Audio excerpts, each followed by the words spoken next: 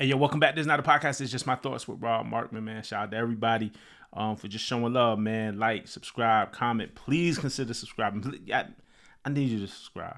I need to get these numbers up. I'm trying to get to 40,000. I'm really trying to get to 100,000. So let's go. We need these subscriptions up, man. I see y'all out there. Y'all know I respond to every comment. Wanted to make this video though, man, to follow up on something we was talking about late last week. The debate around Timbaland's new AI venture, Stage Zero, his AI entertainment company, and his upcoming AI artist, Tata. All right. The debate went on throughout the weekend. I spoke about it on the channel on Friday and started off, and it's important for me to start off with my respect for Timbaland and all that he's done, all that he's built. We love Timbaland. We respect Timbaland. But I had to express my disappointment in the way he's going about AI in this latest venture in general, right? And let me say this because I spoke to a lot of y'all in the comments about it. I know that AI is a tool and its widespread adoption and eventual everyday use is inevitable. It's here now, like, you know what I'm saying? But it's going to be more integrated into our everyday lives. It is inevitable. There's no stopping it. And I'm not suggesting that we should. You know, for example, when it comes to music, right? When we talk about AI as a tool, when it comes to music, take an artist like Beanie Siegel, who lost his voice after he got shot. His voice is not the same. Using AI to record in his natural voice and replace what he had lost, that's a really good use case. A lot of y'all talked about that in the comments of the last video. Or even DOC. DOC, an amazing rapper back in the day, down with NWA and Dr. Dre, lost his voice in a car accident. A prolific writer, an amazing writer, right? But he wasn't able to perform the same. You know, using AI to maybe rebuild his voice and put back what he lost. Excellent use case as a tool with DOC or with the Beanie Siegel still being the writer, right? Still going in there to record it, still laying down, still building the music, still building off of their experience and just using the tool to help them enhance and get back what they lost. But potentially building something that could use all existing music to train an AI model to make music based off of like other people's work. I'm not with that. Something that could cut writers and producers and just out of the process and the equity of it, out of the business. I'm not with that. And it's something that takes up opportunities away from musicians in mass. You know what I'm saying? Like, I'm not with that. My main question in the last video is, what problem is AI actually solving for music? You know, and let's talk about that. How are we going to use it? Ultimately, I just don't think we need AI generated music. I don't need like AI I don't need somebody typing a prompt and saying, yo, give me this, and that, and boom. And that's it. No need it. We have plenty of great music already. We have 100,000 new songs uploaded to Spotify every day. So after the announcement and people had criticism, Timbaland went on and trolled folks who were criticizing him with this video. Check out a piece of this video. AI is ruining music. Whatever. Go ahead and cry me a river, since Timbo Stamp is on that too. Y'all crying about AI taking your spot, but your songs barely mix. Why would we train it on that? Man, y'all scared of AI, but record every hook in Melodyne. Auto-tune is AI, baby. Y'all just didn't complain till it started writing better hooks than you. Timbo ain't the villain. He just not babysitting y'all no more. You want opportunity, but ain't got output. You worried about AI stealing your sound? Bro, you ain't got one. Who am I kidding? I ain't had no bars to begin with. So he went on to troll. And I recorded, those of you who follow me on social media, follow me at Markman on Twitter or on TikTok or on Instagram, social media, your choice. I recorded and posted a second. A lot of times I'll do the long-winded version here, the long drawn-out version, and I'll re-record in a vertical, a more succinct version of my argument for IG, for TikTok, for whatever. So on my IG, Timbaland actually left a comment. He wrote, "Let me cook, y'all. Stop going by headlines. You haven't heard any music," and left 2 keys. I responded to him, "Timbaland, I'm always going to lead with respect for you, man. But to be honest, the announcement came from you and your team. All the information we have came from y'all. We just going off of the info that your team put out there. So part of what Tim was saying is like, yo, y'all going off the headlines, but it's like, y'all put the headlines out there. We didn't make this up. We didn't imagine this. A story then broke. Y'all had a press release. Y'all went to Billboard, I think is where they broke the story, and you did the interview. Y'all control the narrative. So if you don't like the narrative, y'all should have came up with a better PR strategy. But to Timbaland's credit, on Saturday night, he went live with some supporters of his and detractors, most notably Young Guru. Guru's a Grammy Award winning and famed engineer. Also my man, I can't front. I got a lot of love for Guru, but just one of the best in the game. He's a producer. He's an executive. He's a professor. He works with young artists. And, you know, he made like a lot of good points. You know what I'm saying? A lot of dope points about, you know, not using, again, this AI as to replace musicians. Also acknowledging that you need it as a tool, but he made dope points like he wants the next generation to actually learn to make music before they learn prompts. Like we're creating a situation where a generation of people could say, why pick up a guitar? Why pick up a MPC or Fruity Loops or, you know, whatever you use to make music? Why pick up that when I could pick up just AI and just type of prompting? I don't even have to pick up an instrument or anything resembling an instrument and type of prompting. And, you know, Tim argues how great of a tool this has been for him. It's something that I want to, and I'm going to share clips with y'all. That's the point of all this. But in an interview with the podcast, the 20-minute VC, this was earlier this year, Suno CEO, and Timbaland is working with Suno on this. Suno CEO, Mikey Shulman, said, making music is not enjoyable.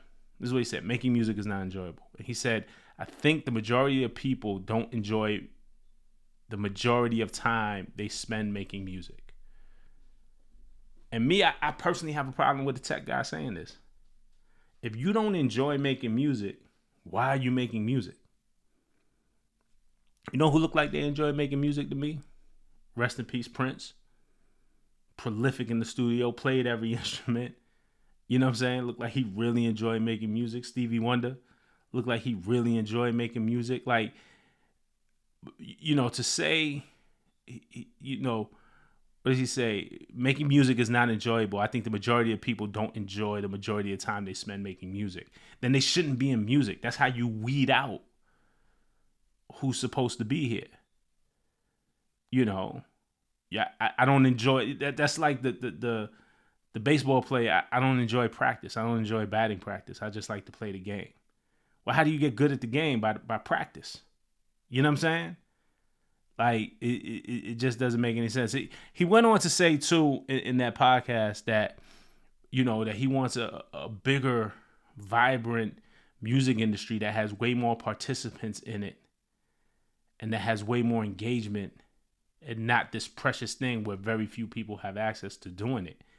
And I'm just like, man, do you look outside? There's more artists than ever. Again, there's 100,000 songs on Spotify each day. You know, back in the day, you needed tapes, you needed musicians, you needed studios, right? In order to get signed, people are making records from their bedroom, uploading to Spotify. The DIYers are really redefining how this goes. I don't think we need to make the barrier of entry any lower at this point. It's some of the best songs have been made from someone's house. Like, it's cool. We cool now. We don't need to lower this thing anymore. You know, why should music be something that anyone can do? Doesn't that make it just less special?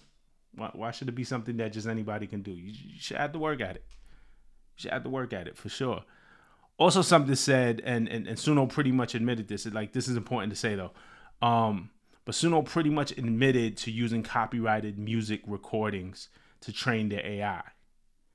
And they try to argue it was fair use, but the major labels launched a lawsuit against them. Like, you're using how you train, you know, if you say, hey, I want a jazz beat with some hip hop drums, but what does jazz sound like? You got to feed them the whole history of jazz so they know what jazz sounds like so it can respond to that prompt. What does hip hop drums sound like? So, okay, now it's listening to Dilla. It's listening to, you know what I'm saying? Like, or whatever.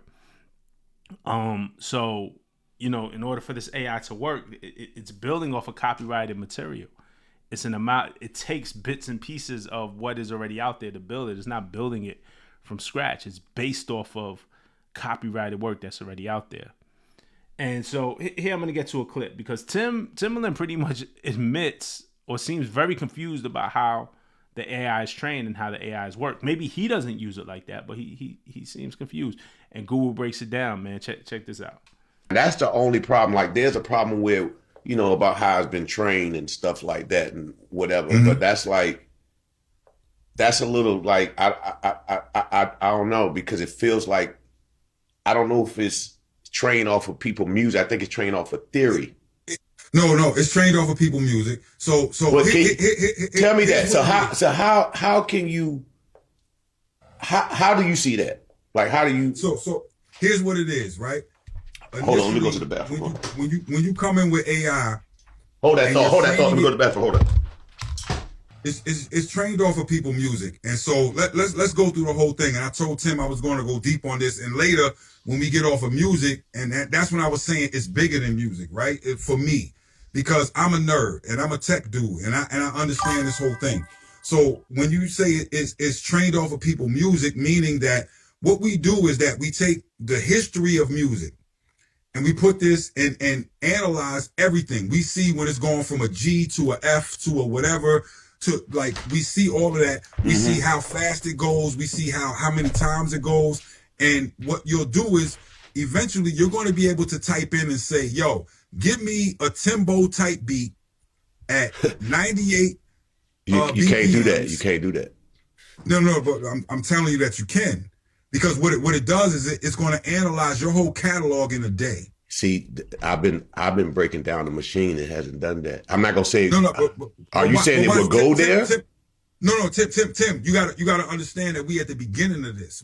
See that? Then Timbaland goes on to argue that it's his taste in music and not the tools that make him the best.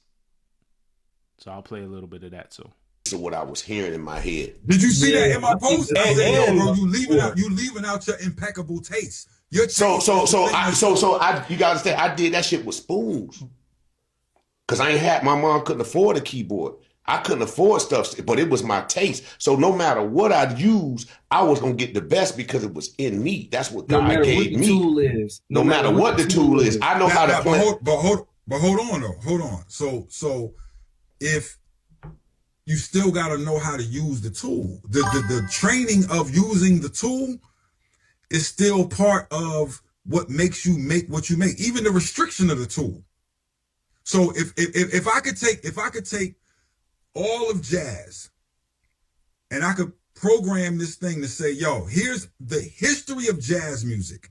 Someone who's never touched an instrument ever in their life could go, you know what? Give me a song that's 25% Coltrane, 10% Monk, 10% this person, 10%, and put. It's like you never had the training to understand. And I'm saying jazz because that's like one of the hardest things to play. You know, I appreciated Guru's points here, right? Guru made the point that AI is not good or bad, but it's how people use it and gets into the economics of how all of this is going to be exploited. I mean, because we just know how this works. We've been down this road before. Like, yes, it is just a tool, but how will people use it? How will it be exploited? Check out what he had to say. To say that there's always going to be human beings moving from one space to another. What I'm saying that now with AI, we are moving to a space where we are getting out of capitalism and we're getting into techno-feudalism. And we're getting to a space where we're creating so much space in between the haves and the have-nots that you're actually leading into more people being broke and just this small elite group of people owning everything. And that's the problem. When I can get to a point where I don't need you. Imagine you're training this thing so good that we don't need Timbo no more. All right. So another gentleman who I was unfamiliar with, but he's down with Timbaland. He's also like a musician, a producer. Maybe he has artists. At Push Art Rocky, argued on behalf of Timbaland and the support of this AI, that he's seen producers who are good at producing, who can make a beat, but couldn't work the AI and get the AI to produce.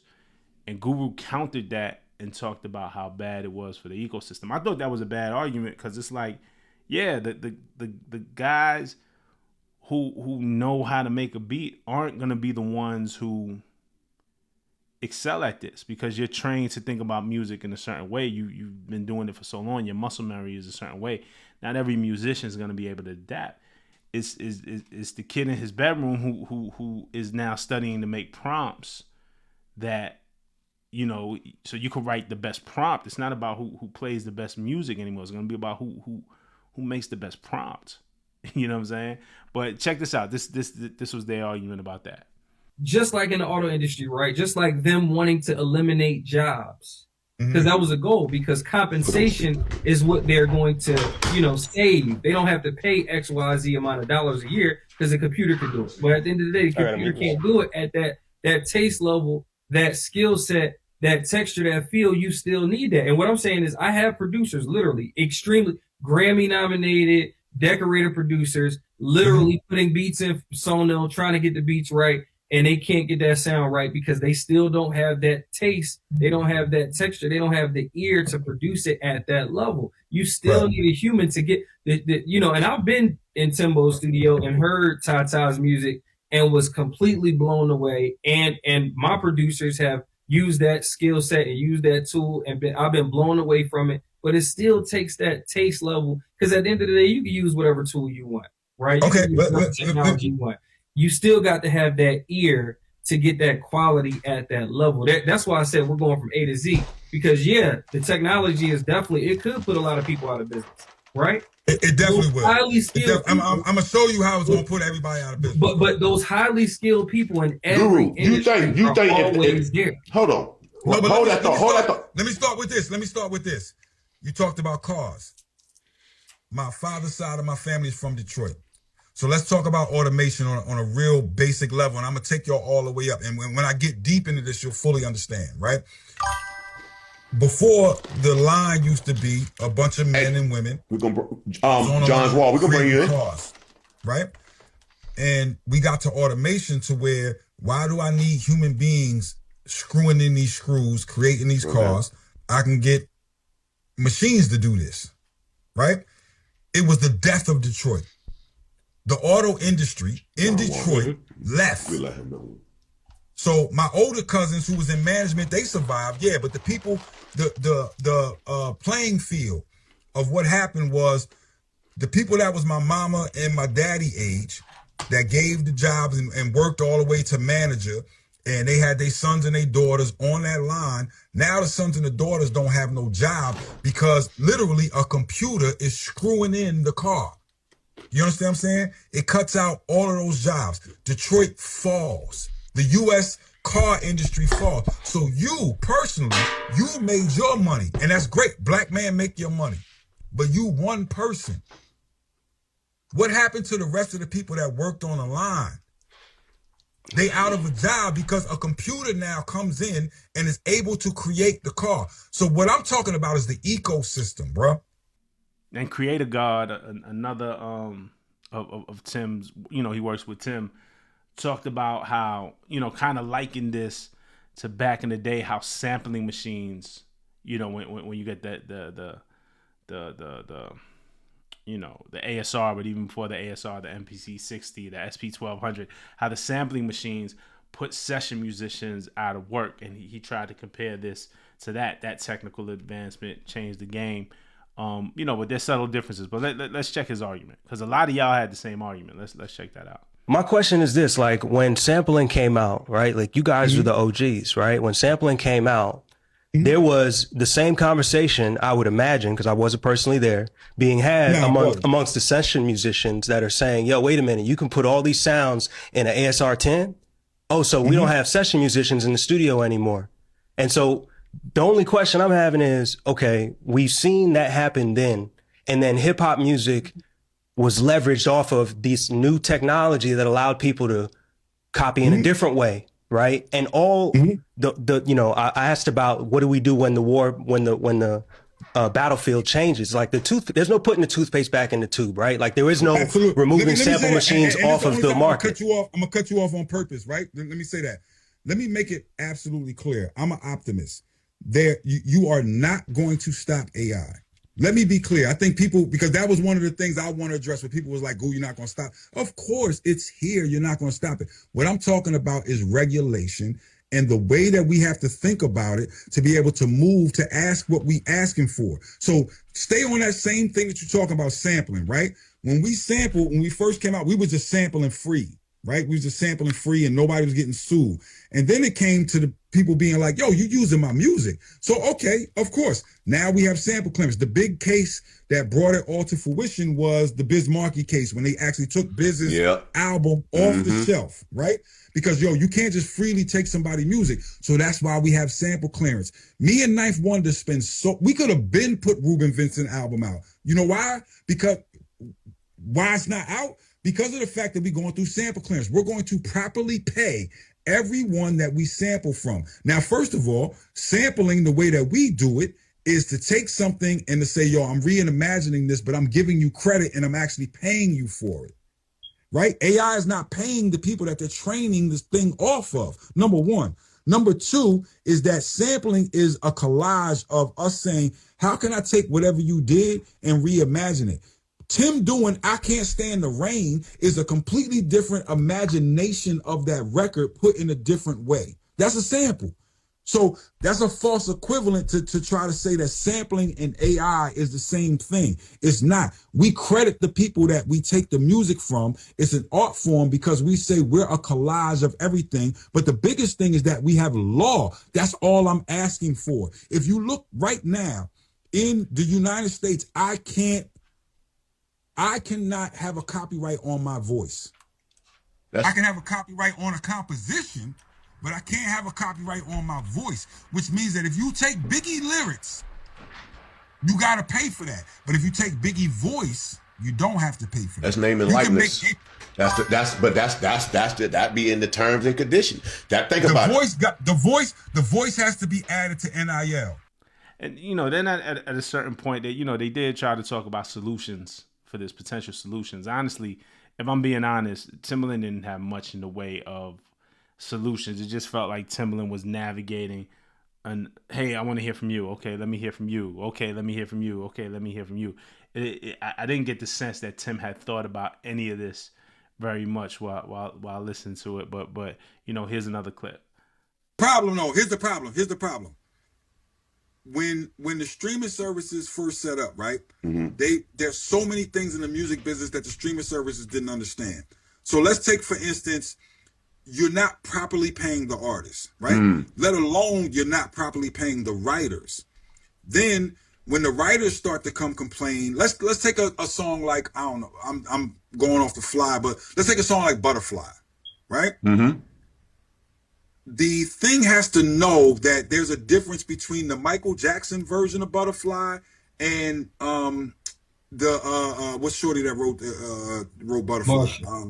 We have to know. Yes, we have to know that there's a difference between those two. The algorithm has to see a difference. And then there's a Mariah Carey version of Butterfly. Like, we can't just go off the name of the song.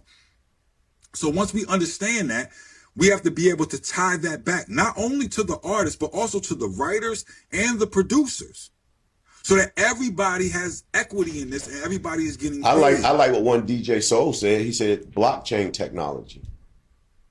Yeah, the blockchain. I like what he said that. I like he said that. We have to be able to. So we have to be able to lock in the blockchain. But before we can get the blockchain, we have to be able to verify. And anybody that understands blockchain knows that we don't question. We just verifying blockchain. Some people saying smart contracts. That's it. We just verify. So I like that. So smart contracts. So maybe we need to make new contracts and present them. Overall, the live lasted several hours. Maybe over 3, maybe close to 4, maybe a little bit longer than 4 hours. It was longer than the Godfather movie. I ain't even gonna lie. Shout out to Guru for really breaking things down. Shout out to Timbaland for being willing to have that conversation and the different people who joined in. Rocky, Creator God, Illmind was in there for a little bit. 19 Keys was in there for a little bit. A couple other people that I didn't know or weren't familiar with. But, you know, interesting conversation. I don't know where it goes, what the next step is here. I don't think this is stopping nothing. I think Timbaland is going to continue his rollout. I actually think this was part of his rollout. I actually think all of this hubbub, you know what I'm saying, all of the detractors, I think helps promote his product even more, you know what I'm saying? You know, and for those who believe that all press is good press, you know, this may work out. I don't know what the solution is out of this conversation, or what the solution to be had. It was good that we had the conversation.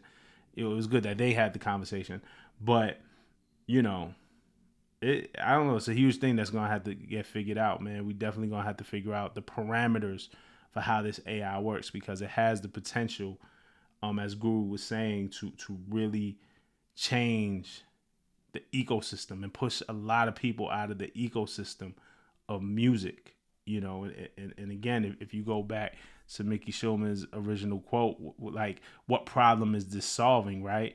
Well, he told you in the quote that making music is not enjoyable. First of all, that's his opinion. I think you're talking to the wrong people. There are plenty of people who I know who enjoy making music. So he says making music is not enjoyable, and I think the majority of people don't enjoy making the majority of the time they spend making music. Well, the key thing is that I don't think the majority of people. What do we care about what the majority of people who think? What about the majority of musicians? Do they enjoy it? Is it like all the musicians I know love making music? It's an outlet. I know I do. I love going to the studio. It's an outlet for me to create something. One of the best parts for me going to the studio is that I walk in with an idea and then I leave with, oh, wow, what was in my head, that thing that was playing in my head, that thing that was rattling around in my head now is a tangible piece of art.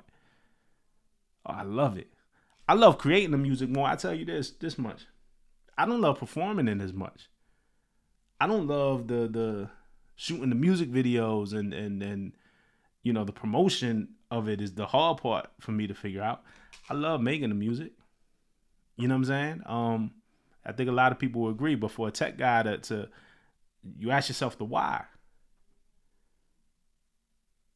Mikey Showman has determined the why for you. He's giving you his why. It's because he believes people don't enjoy making music, so we're gonna make it more enjoyable. We're gonna make it easier because it takes too much time to make a song. Oh my God, but it's magic once you perfect that song, when you figure out the right. I don't know, man. This shit ain't good. But those are just my thoughts. I went on for a long time. All right. Thank y'all for riding with me. To the next one. Peace.